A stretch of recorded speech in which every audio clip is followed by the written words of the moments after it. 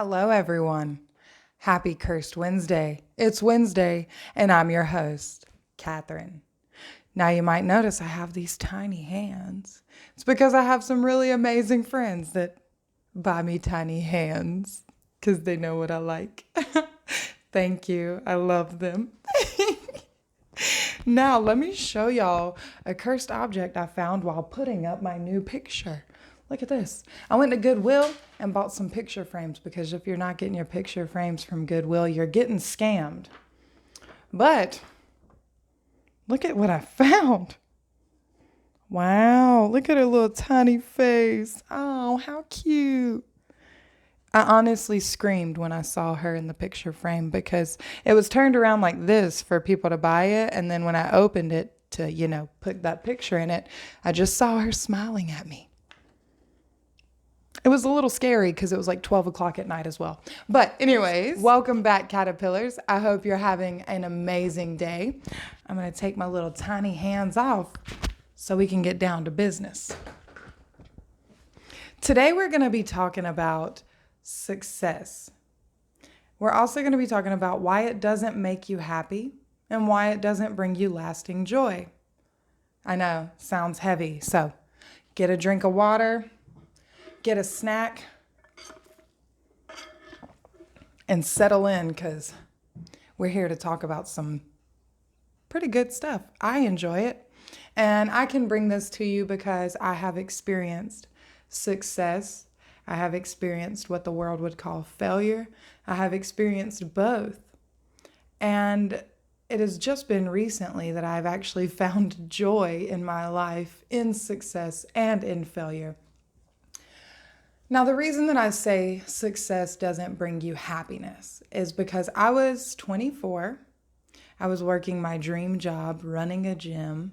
I am all about personal training. I am all about the human body. I am all about helping people find their true and best self through whichever way that works, whether it's mental through talking like this, or whether it's physical through working out, what I do off camera that y'all don't see. So I had my dream job at 24. I was making close to $100,000 a year. Yeah, like, wow. Okay, and money has always been my driving force. So I was like, man, once I get this money, I'm going to be so happy. Y'all, I had so much money, I didn't know what to do with it, and I was still miserable. I couldn't figure it out. I was like, maybe it's because I'm working so much. No, I didn't mind being there. I enjoyed being there.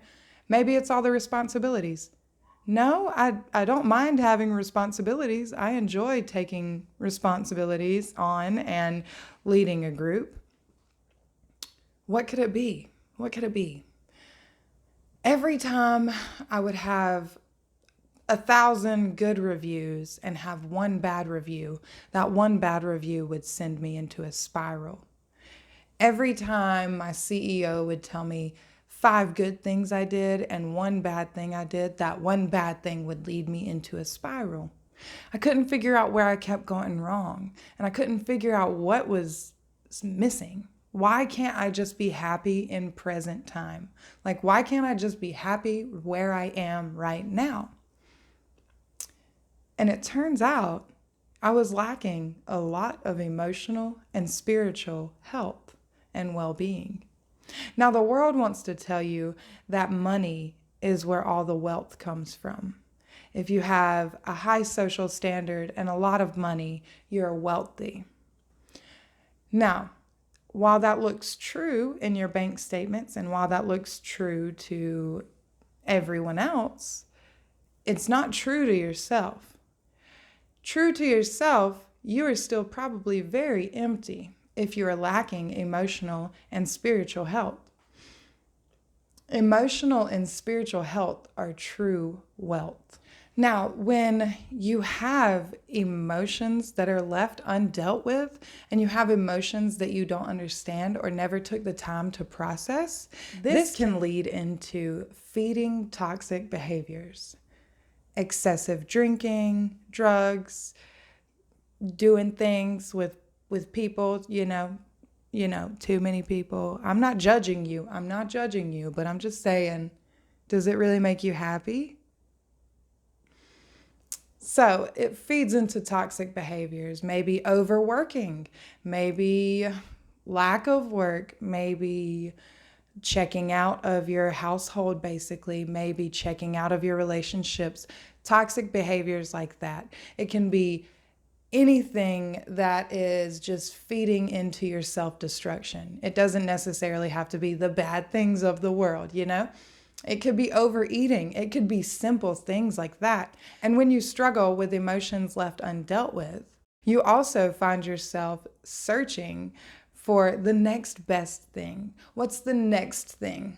I know I got this. I got this. I'm here for a second. I'm happy. But as soon as that happiness leaves me, what's the next best thing that's going to bring me happiness? What's the next best thing that's going to bring me joy? You find yourself jumping from project to project or moment to moment or the next best thing and never fully living in the present or fully understanding why you can't just be joyful where you are. And the reason you can't be joyful is because you have emotions left undealt with and your spiritual health is probably very low. See, God is the only one that can give us peace and joy truly. The world can fake happiness for you. It can give you happiness. It can give you moments of like, yes, that was great, you know? But what happens when you get stuck in traffic? What happens when you get a flat tire on the way home from that great day? What happens when someone cuts you off? What happens when simple things in life go wrong? You get a bad review. Someone leaves a hate comment. You hear something bad from your boss. Like, then what happens? Your whole great day is now completely out the window and all you see is that one bad thing because happiness that is given through the world is fleeting and fragile. How to connect with your spiritual and emotional health, you really have to deep dive into your mental health. You have to find your worth through God. You have to find your worth through your Creator. You cannot find your worth through the world because the world will always tell you that you're not good enough. And when you're connecting with your emotional and spiritual health, it's not going to be an easy ride. By any means. If anything, the road will get more painful, more hurtful. You'll look to me and be like, hey, why'd you tell me to do this? It only got worse. You know why? It has to get worse before it gets better. Have you ever completely cleaned out your house for spring cleaning? Doesn't the mess get twice as bad before everything clears out? Doesn't the storm that's raging outside, doesn't it get so bad and then it clears out? Everything has to get worse before it can get better, which is really crappy, I know, and it's really painful. But listen to me, it is so worth it to always continuously work on yourself and always work towards being closer with God in your relationship with Him. And it is always so worth it to work on your emotional standings and work on your traumas. Because people of the world, some of them might be out to get you completely, and you might be right in that. But most people are just reflecting their hurts and their traumas onto you. And if you can take a moment and give them a little bit of grace and compassion and say, I know you're not mad at me. I know that's something coming from within, and I want to help you move past that. Then this world can change. This world can be a different place. We can show love and compassion and grace instead of just hitting everyone with hate because it's easier.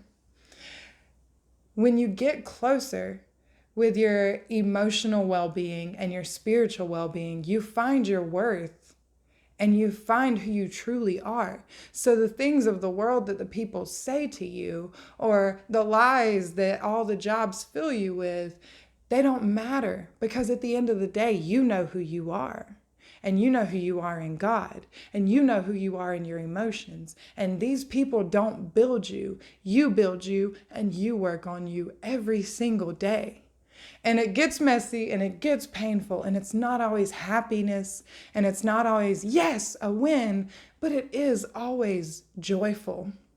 That flat tire no longer turns into the main focus of the day. It turns into a, listen to this. Yeah, I got a flat tire on the way home, but here's these 17 good things that happened throughout the day. You start changing your perspective. The bad thing is this small, and all the good things are so overwhelming. You find joy and happiness and passion in your everyday life. And you just have to continue to work on yourself and work through that process. God gives you peace and joy that cannot be shaken by anyone.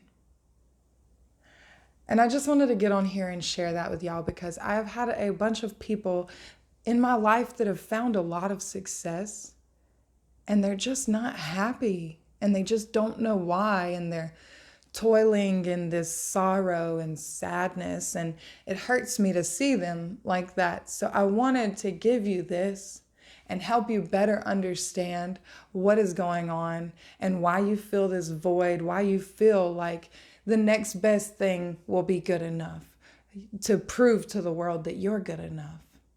But listen, God already tells you that you are good enough and that you are worthy through Him. You don't need the world's approval. If you're moving in God's will, then you will already have the approval. The spiritual health that you will have will keep you moving in your passions and your desires. Your emotional health will keep you above the water when everything seems like it's getting too heavy. It will keep you afloat because you know that those people might just be speaking out of hurt. Anyways, that's it for me today. If y'all like this video, make sure to leave a like. And if you have any thoughts, comment down below. I really enjoy reading your comments. And also, don't forget to subscribe. You don't want to lose this channel. We're going to be doing some fun stuff. Next week will be my birthday. Yeah. I'm excited. Get excited about life again and enjoy your journey from caterpillar to butterfly. I will see y'all next Wednesday. I hope y'all have an amazing rest of your week. Bye.